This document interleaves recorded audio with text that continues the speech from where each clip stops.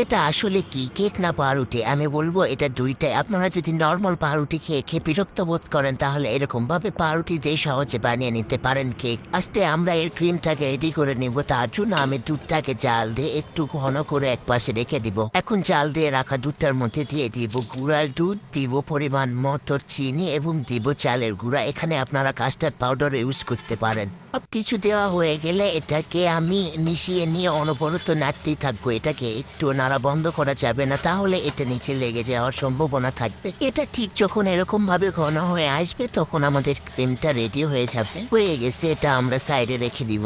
এখানে আমি এক প্যাকেট চকোফান বিস্কিট নিয়ে নিয়েছি। বিস্কিটটাকে এখন ব্লেন্ড করে পুরোটাই গুঁড়ো করে নিয়েছি। এগুলো সাইডে রেখে দিব, এগুলো পরে ডেকোরেশনের সময় কাজে লাগবে।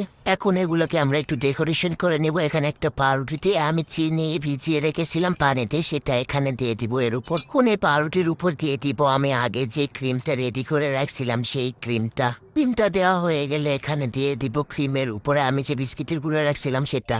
তার উপরে দিয়ে দিয়েছি আবার একটি ব্রেড দেওয়ার পর আমি আবার সুগার ওয়াটারটা উপর দিয়ে দিলাম। আর উপরে আবার সেই ক্রিমটা দিয়ে আমি পুরোটাকে চারিপাশ দিয়ে মিলিয়ে নেব।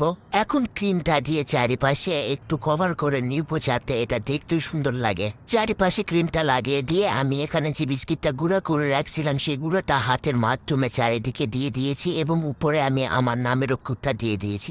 তোমরাও এভাবে চাইলে পাউরুটিকে কেক বানিয়ে খাইতে পারো। Thank you for watching.